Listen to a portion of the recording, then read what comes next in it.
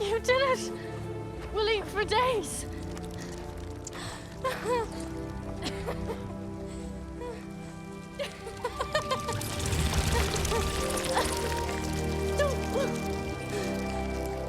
That's right, everybody. Eat bugs.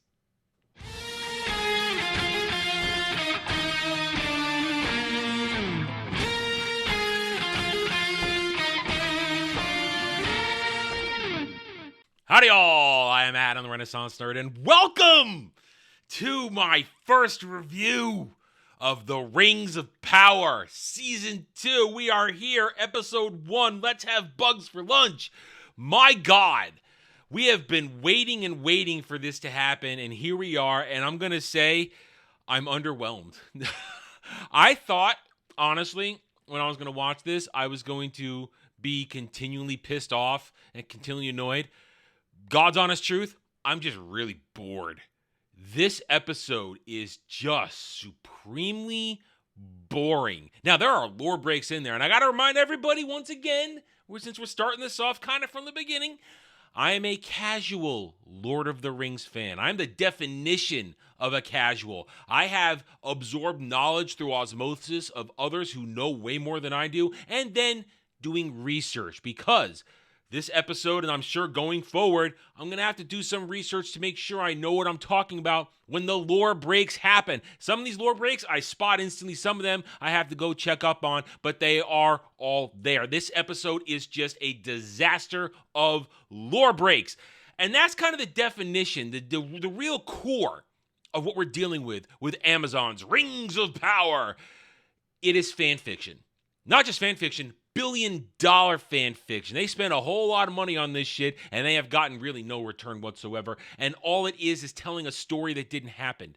Characters still do not behave like they do in the actual Tolkien lore. Events are not playing out remotely the way they should. And guess what? Don't throw at me, well, Peter Jackson's Lord of the Rings, that wasn't lore accurate completely either. Yeah, but you know what? Difference? Respect. Peter Jackson had respect for the source material. He just tried to adapt it in a way that could fit into a movie. This entire series and everybody involved, they have no respect for Tolkien. They have no respect for Lord of the Rings. They simply are trying to push stupidity. There are moments in this, when we get through this review, that I'm just going to go, look right there. This screen cap, this moment tells you everything you need to know about how they feel about Tolkien's world. They don't care. They don't respect it. In fact, I think somewhere deep inside they hate it. It's that simple. Anyway, so we are going to go through this pretty easily. This is just a first episode review. I'm going to do it like I did it last season. We're going to break each plot down into its own and talk about it, because guess what? With the exception of the final scene, none of the storylines intertwine at all. It's as though they just happen. And then just boom. The show would have been better off just having each thing blocked out instead of editing, jumping back and forth here and there. So we're going to go over Sauron first. That's right. Sauron, our hero. He's just misunderstood. We're going to do his shit. Then we're going to go to Gandalf, not Gandalf, and Nori, the bestest ever in the world, fake Frodo. We're going to go to them. They are a blip in the episode. We'll be done with that in less than 5 minutes, I'm telling you. And then we'll talk about the elves, and how they are completely broken and retarded. All right, so I've beat around the bush long enough. Let's get into this. Rings of Power, Season 2, Episode 1. I vow to serve the Lord of Mordor to the end of my days. And his.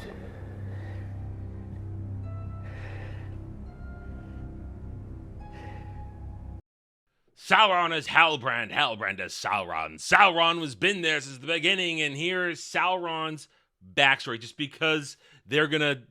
Here's this whole section. This first section of the episode is clearly a response to all the criticisms, all the plot holes that we poked, all the stupidity that we pointed out surrounding Halbrand pretending to be, or Sauron pretending to be Halbrand back in Season 1.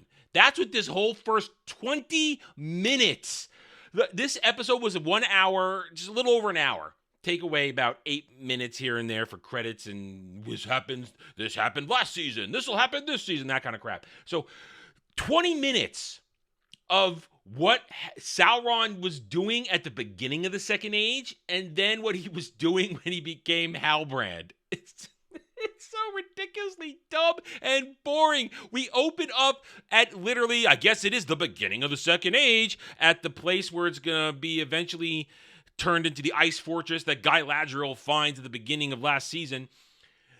Sauron is holding court, and it's not the guy who plays Halbrand. It's the other dude they hired to play Sauron for a minute. He's holding court, basically saying to the orcs, I'm all you got. Morgoth is gone. You now must bow down to me. I'm going to be your savior because guess what? Nobody loves you but me. Men will hate you. Elves will hate you. Dwarves will hate you. You are outcasts. I love you. So put the crown on my head. It'll be great. Trust me. Now, during his speech, the orcs in Orcsy tongue yell at him, don't trust Sauron. Oh, don't trust Sauron. He wants to make Mordor great again. Don't listen to him. And some orc tries to gank him. And Sauron, of course, being a demigod, he's an angel demigod. I mean, however you want to classify it, I'm not hardcore enough to know exactly where the line is crossed, but he's essentially, I like to call him a demigod. He catches the guy, of course, pulls out the dagger, and then brutally stabs the orc over and over again in the head, because that's apparently going to go over real well with the crowd. So once he's done, he turns around and starts saying, see, I love you. You have to love me. I'm all you got. So then Adar, played by the new dude who's Adar, he takes the crown and says, all hail Sauron. Oh, no, no. And then Sauron bends the knee to be crowned. Not bending the knee in submission, bends the knee to be crowned. And then Adar, now this is the story of how Adar killed Sauron and turned on him and stole his mojo. He flips the crown around, the famous three-pronged crown of Sauron, and he stabs him in the back with it while his head is bowed for the crowning. And then we have basically a Julius Caesar moment where all the orcs gank him. He tries to fight back, kills a few here and there, but eventually it's just, we're stabbing you to death, stabby, stab, stabby, stab. I have a problem with this so much. I mentioned a moment ago, we're talking about a powerful entity that, yes, has taken on a physical form, but this is not the same as the wizards coming down from heaven and being crammed into mortal bodies where they have limiters on, where they're basically capped at how much they can do and how much of their actual power they can wield. Sauron is still there from the First Age. Let's forget the part, they've already forgotten the part about the lore, where at the end of the First Age, the end of the war, where the heaven basically made him bend the knee and say, I'm sorry, I give up, I go back to the good side. No, right away, he just quickly is not even repentant. He's not even repentant at all, and he's just bad instantly. I believe he was always bad. That's not my point. My point is this. They skipped over the part. We're immediately at the point where he is now trying to be the new Dark Lord. But my whole reason for going around this is that Sauron descended from heaven with all his powers. He isn't capped like the wizards. Okay? He has no limiters. So to him to be ganked like this, it feels wrong. Now, if you are more of a Lord of the Rings hardcore guy, you can correct me on this, please do. But he doesn't have that kind of. He should not be dominated like this. He shouldn't have his ass kicked like this. He just shouldn't. It feels wrong, especially with the fact that this never happened. Adar doesn't exist. The ganking of Sauron doesn't exist.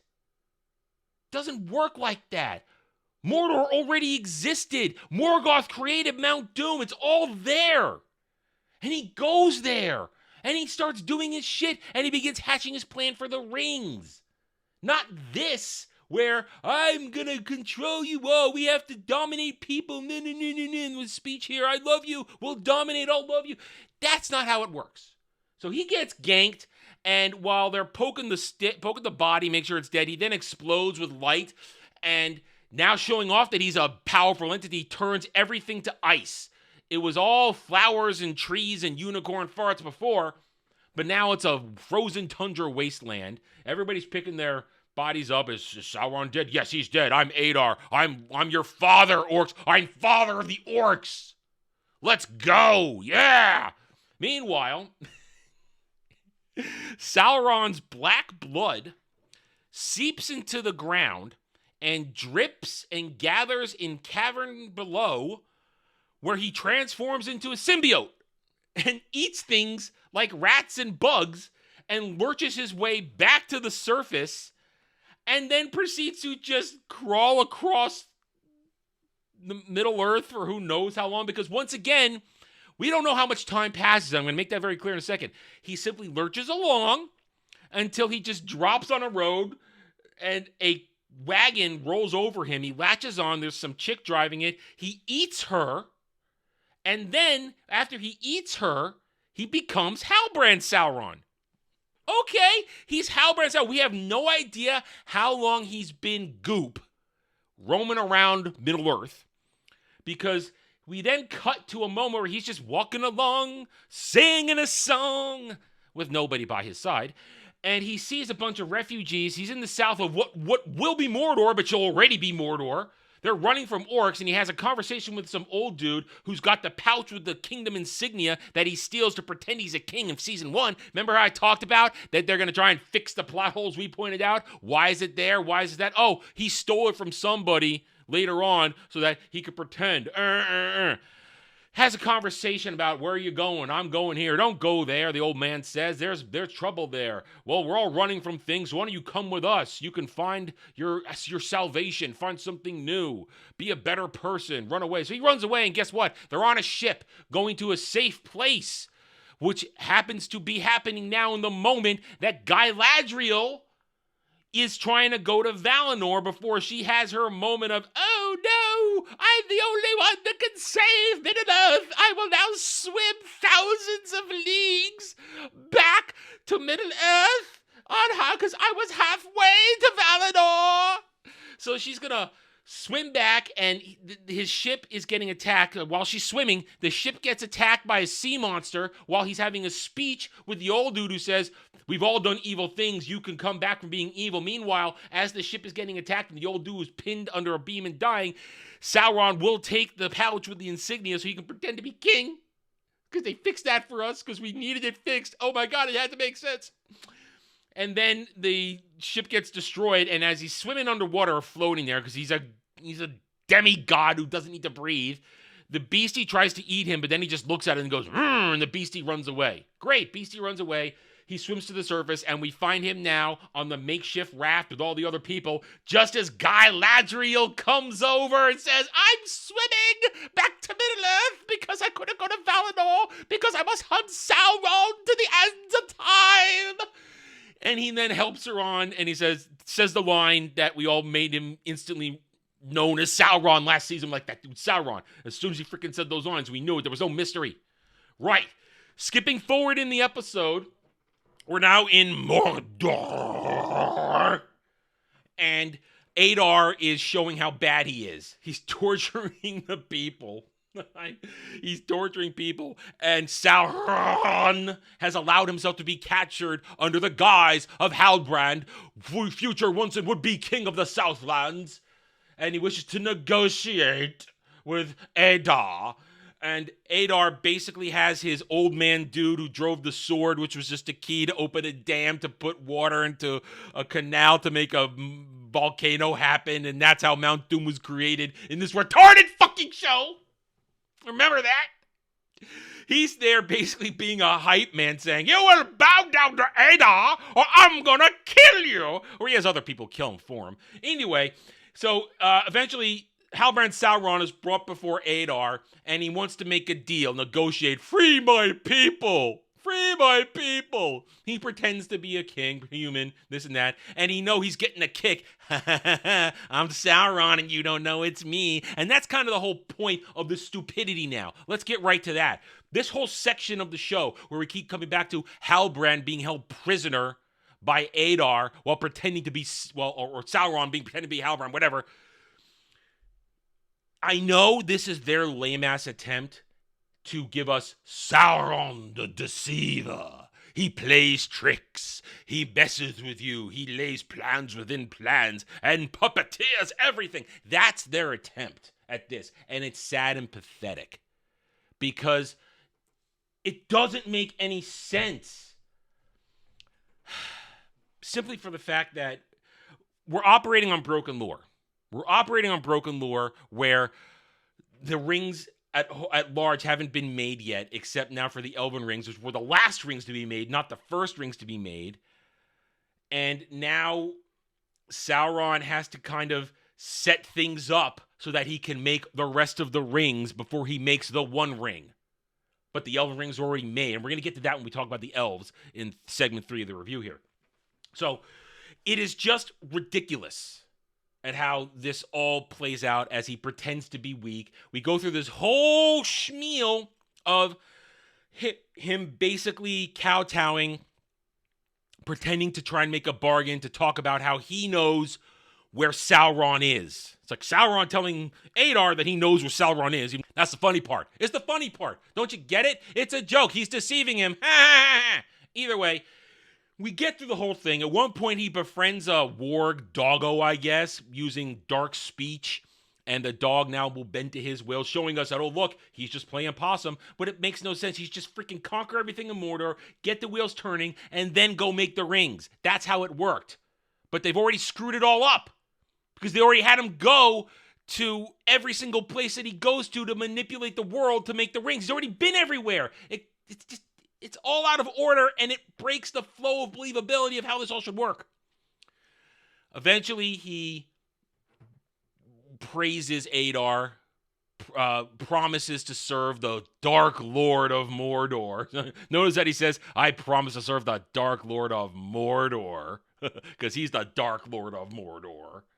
Promises to serve him, and then they let him go, and he's going to basically get his revenge on the old man with the sword and the key and this and that by tricking, because the old man's been beating him the entire time. He basically unlocks the doggo's collar, and when the old man goes to feed the doggo is free and it eats him. And as Halbrand's riding away, he just goes, So that's basically it. He'll arrive at the final scene, and we'll get to that later. So Halbrand Sauron, basically, we're watching him be the deceiver. He's on his way to Eregion to deceive Celebrimbor all over again in his Halbrand form. So he's going to be in his Halbrand form when he gets there and get turned into Anatar. It's wow! They're doing that. We'll get to that at the end. So there it is. This whole thing is retarded, and it's boring.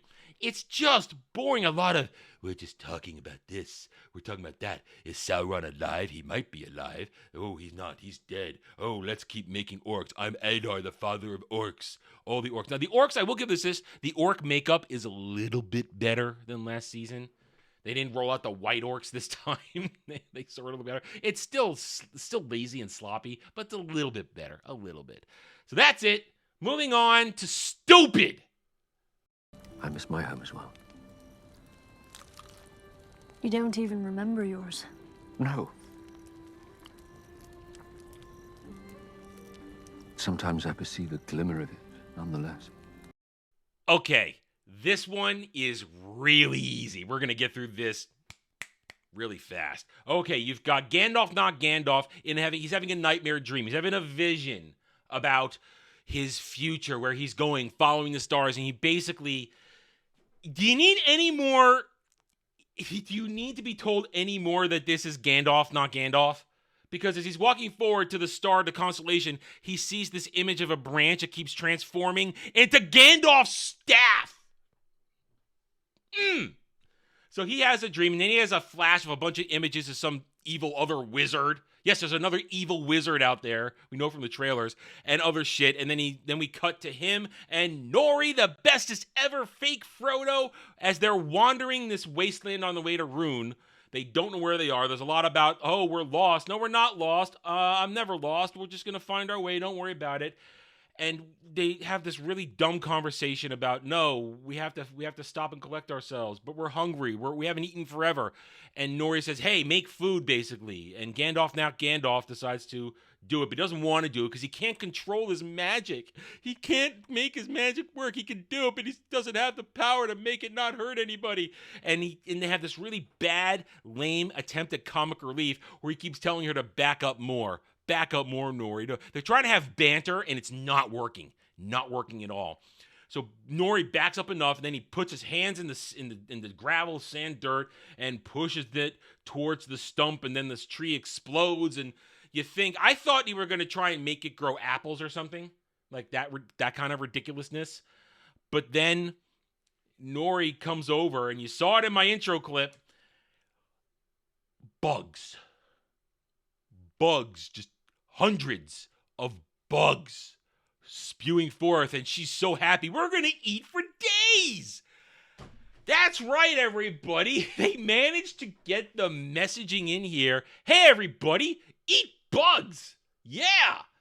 Hey, world, it's okay to eat bugs. Yeah, we could see that messaging a mile away. So while they're having a nice dinner of bugs, at one point Gandalf goes, I can feel the legs in my throat. Oh, that means they're dancing. They're dancing, Gandalf. They're dancing down your throat. And while she's talking about that dancing, she then feels melancholy. Nori feels bad about not being home anymore. And they have this conversation. Oh, it's okay to miss home, Gandalf says, because it's just a part of life. You want to belong to where you belong. And she says, how do you know? You don't even remember your home. But he says, oh, I remember my home. I remember the feelings. I look upon the world, and it's like a fleeting image just beyond the sunset. They try to be flowery, and it's really just lame and cringe. Leading up to a point where they just joke back and forth, oh, ho, ho, we're going to work out together. We're going to figure this all out. We'll be together, until they realize they're being followed because somebody they see a pinprick light in the distance. So they stash their fire. They go to sleep, and overnight they set some traps. They set a really stupid line tripwire, and they're each holding rocks, watching as somebody, and I swear to God, I saw it instantly. I knew it as I saw it. They capture goddamn Berry Muncher Poppy. It's like, oh my God, it's Poppy. Poppy's here right now, the perfect time to save us. Because guess what? Poppy is there to save them. And because apparently they hadn't gone very far. Now, first of all, how did she find them? Since when is Poppy a tracker? She just found them. Boom, I found you. After days? Weeks? We don't know. We don't know how much time passes around here. It's been days, maybe. So they have this whole conversation. Oh, Poppy, I'm so glad you're here. And she says, well, I had a feeling you were going to need my help. So I brought berries to munch on, and I brought a map. And, of course, Gandalf says, a map, you say? A map? Oh, what do you mean a map? Well, the map is a song, because the Harfoots traveled these lands in the past. Oh my God, the Harfoots went everywhere. And you sing the song to find the landmarks that can lead you to Rune. So they sing a freaking song and follow the landmarks and get to Rune. There we go. Just like that. Problem is, here's how ridiculous that is. Gandalf is following a constellation in the sky. And every night, which they should be traveling at night, not during the day, the constellation would be stationary. And you could follow the constellation in that direction and not get lost. Do you understand how retarded this is? That they have to wait for Poppy Berry Muncher to come with a map that tells them how to sing a song and look for landmarks, when we know the whole time he's following a constellation. So if you followed the constellation at night, if you travel at night, you could get where you're going. But no, we needed an excuse to get Poppy Berry Muncher back in the show so that Nori, fake Frodo Nori, can have her fake Sam. This show is retarded. Of course, the whole time, they are being watched by bad guys in masks. So there you go. We're done. We're done with these idiots. That's all they had to offer for this episode. Now, let's talk about Galadriel, warrior princess, and the elves. He is no man. He has been masquerading as one. Appearing in fair form to hide his true self. He is Sauron. Galadriel, warrior princess, born to be great, born to lead, born to be commander of the North. And yeah, none of that happened. That is the remainder bullshit from last season where she's Commander Galadriel, a warrior princess, where she has all this power and ability. She's the greatest ever, except here we go. Somehow, we start off this nonsense. Somehow, in the moments from when they made the rings and they were all holding them happily or staring at them happily at the end of last season, suddenly in the interim, I guess a few minutes before everything started, Elrond grabs the rings. He grabbed them, put them in a pouch, and galloped away. So we start off where Galadriel is chasing Elrond, Femrond, chasing Femrond, and trying to grab the pouch with the three elven rings off his waist, and she can't quite get it. I thought she was so good. I thought she was the bestest ever. She can't quite do it as they're racing to Gilgalad. So they both arrive at Gilgalad at the same time, and Elrond has basically told his side of the story first, that there's a problem. Galadriel's not being good. And Gilgalad looks at her and says, Galadriel, what's the matter with you? Why are you chasing Femrond around? He's Femrond. He's not interested in women. Why? And Galadriel says, well, I have my reasons. Femrond says, why? Your reasons are this. You want the rings. Well, we can't trust the rings because they were made with badness in them by a man who deceived us. And Gilgalad goes, hey, wait a minute, Galadriel. What's he talking about? Why are these rings tainted? And then they basically force it out of her. It takes seconds. That we were deceived. It was Sauron. And I'm still thirsty for him. That's coming. I know it's coming. She's going to be thirsty for Sauron. And I needed that last season. And they're going to give it to me this season. But it's going to come later, not this episode. So she admits that Halbrand was Sauron. Sauron was Halbrand. Finkel is Einhorn. Einhorn is Finkel. That kind of bullshit. And suddenly Femrond thinks he has a winning argument. Oh, see, we have to get rid of the rings. Can't trust them. Now let's pull up short right here. Right here. In this version, Galadriel, Gilgalad, and everybody else are all for the rings. They want the rings. They need the rings. They need that blue pill to make it get all so big, stiff, and hard. They need it because the elves are limp and flaccid. They have no power. The tree is dying. They have to go back to Valinor now. They have to abandon Middle-earth. But wait, if we put on the rings, it's magical Viagra. But everybody is for it when, in fact, in reality, everybody was against it. And Elrond had nothing to do with the rings. Elrond had nothing to do with the rings. It was all them.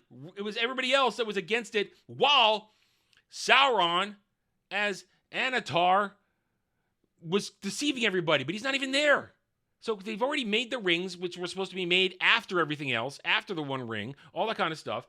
Anyway, so in this version, Galadriel, she is wet for that ring. She needs to put that ring on. She needs that girl boner. Gilgalad, he needs a boner, and Femrond doesn't want it to happen.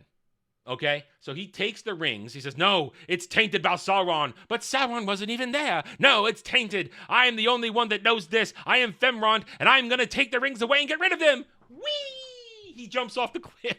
He jumps off the cliff. You see it coming a mile away. He jumps off the cliff, and they all just stand there. All right, go get him. Okay. They can't find him. He manages to swim away. He eventually finds himself in Greyhaven. Now, it's a real place. It's a real place in Tolkien's lore. We meet, and forgive me if I mispronounce his name, Círdan, the shipwright, a very important character, the oldest of the elves in Middle-earth.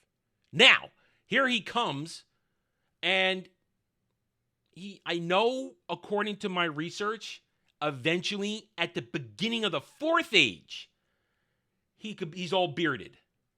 He's all bearded and looking old. But at this point, he shouldn't look like an old man. But he does. He doesn't look very elvish at all. So Círdan, the wisest of them all, the eldest of the elves, he's there, and Femron goes to see him. And basically at the same time, while he visits with Femron, because he says, "Oh, Femron, I know you're here. Everybody's gone. Come out now. Let's talk." Meanwhile, Galadriel and Gil-galad are having a talk. Galadriel's basically, "Do you trust me?" Gil-galad says, "Yes, I trust you. You're a dumb cow, but I trust you. You're really pig-headed, but I trust you. You wouldn't be talking to me if I didn't trust you right now, so just shut up and go away. We have to find Femron." But then she says, wait a minute. I'm Galadriel. I have all the ideas. Trust me. Listen to me. Femron doesn't want to keep the rings. He wants to destroy the rings. He wants to destroy this. So maybe he's going to go talk to the wisest person out there. Someone who holds sway even over you, my Lord King Gil-galad. So Galadriel just instantly knows that Femron talking to Círdan. She knows he's talking to Círdan. So they get up and go. And now we cut back to Femron and Círdan having a chat. And Círdan's talking about, oh man, I know the Celebrimbor. I always knew the Celebrimbor, he was going to make something delicious and beautiful to the world. Oh, man, it was great. I wish I could have seen it. And Femron says, well, right here, he's got some great stuff, but we can't look at it because it's tainted by Sauron. You have to do something, Círdan. I need you to do something. You're the wisest of us all. And Círdan says, okay, maybe, just maybe, I'll take these rings, or we could take these rings, and there's an abyss in the ocean that was cleaved during one of the big battles. And it's so deep that no one could ever find it. If we toss the rings into the water, they will sink, and we will be rid of them.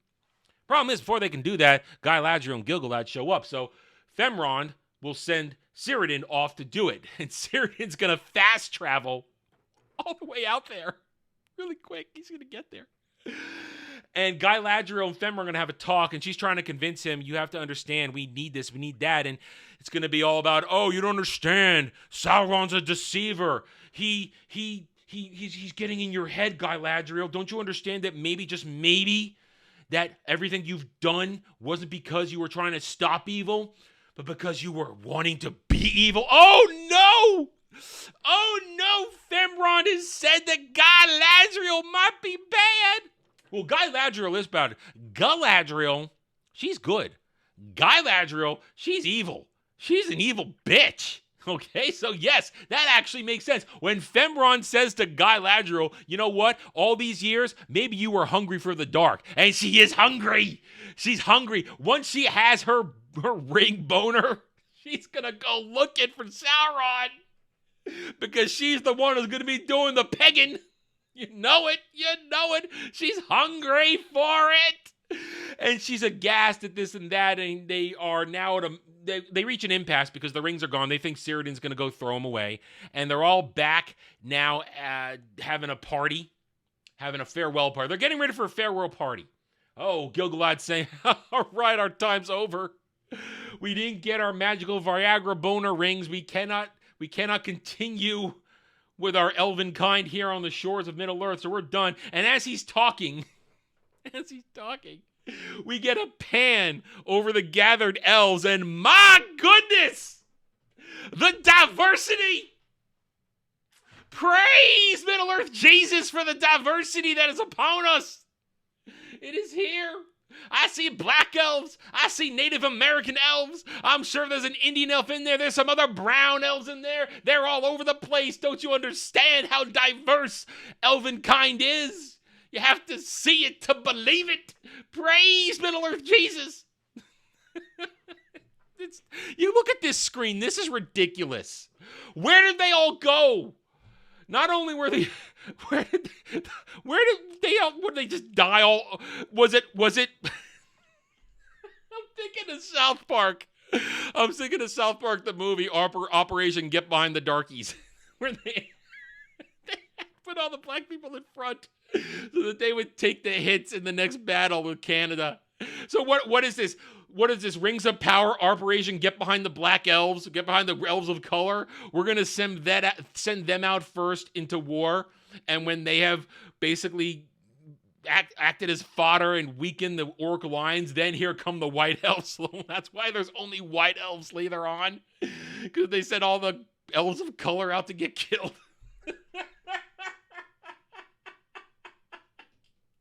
Oh, the racism is killing me. Ah. Anyway. So you see all the diverse elves. And then they're about to leave, but then suddenly here comes Círdan. And Femron's, you could see it on his face instantly. Oh no, Círdan's betrayed me. Here comes Círdan. He says, we don't have to leave. I've looked upon these rings, and they will give you the biggest boner you've ever had. And he lifts it up to look, I got a big hard one right now. I got the ring of fire on my ring finger, with middle finger, whatever. And he's like, look, we can do this. 3 is a great number. Just like Guy Ladriel said, 3 is a balance. We can balance each other. It's gonna work. Checks and balances. It's the way it should be. We're not tainted by Sauron. Celebrimbor is a genius. So then Femron tries to stop it, and the rings leave Gil-galad's hand, and one bounces in front of Guy Ladriel, and she picks it up, and she puts it on, and like, ooh, yes, I've got girl boner. And then Gil-galad puts his on, and then suddenly the power of 3, the power of 1, the power of 2, the power of 3 is enough. And the leaves regrow, and the elves can stay, and they're all happy. Let's fight some orcs, baby. Femron's not happy, though. He's sad. He's afraid. So they've got the Rings of Power. They get a good shot of everybody wearing the Elven Rings of Power.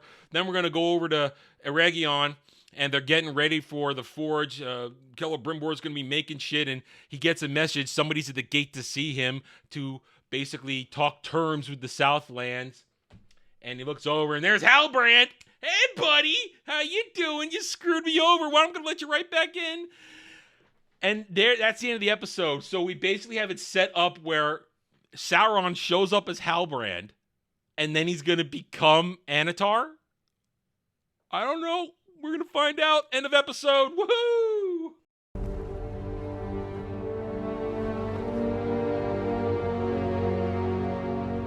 Well, my lord, do we grant him entry?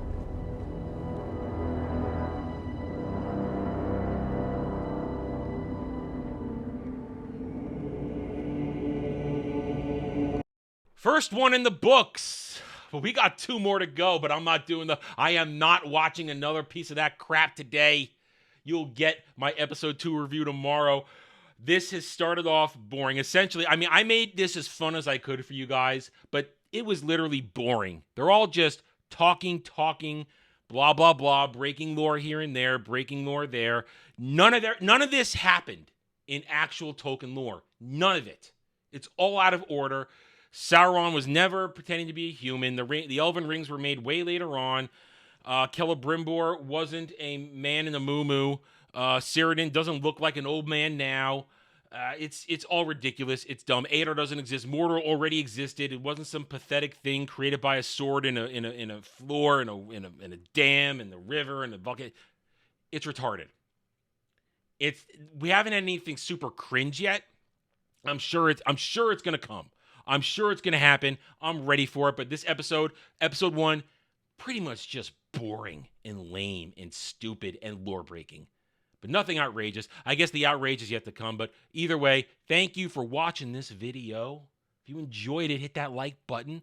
Stick around, come back for episode 2 review, and keep sticking around for episode 3. And also, this Saturday, August 31st, 8:30 p.m. Eastern, join me and several others as we come back for our seasonal panel show for this stupid show called Mordor Country. This is Mordor Country, man. Join us. It's going to be a lot of fun. We're going to go over all 3 episodes. We're going to lose our minds. Me, Jed, a few others. Going to have a great time. Thank you all for this. I hope you enjoyed it. Hit the like button, subscribe, and I will see you next time. Until then, take it easy. Thanks for watching, everyone. If you enjoyed the video, hit that like button, subscribe to the channel. Check out my gaming channel at Renaissance Nerd Arcade, and follow me on X Twitter under @TheRedNerd. Thanks again for watching. Take it easy.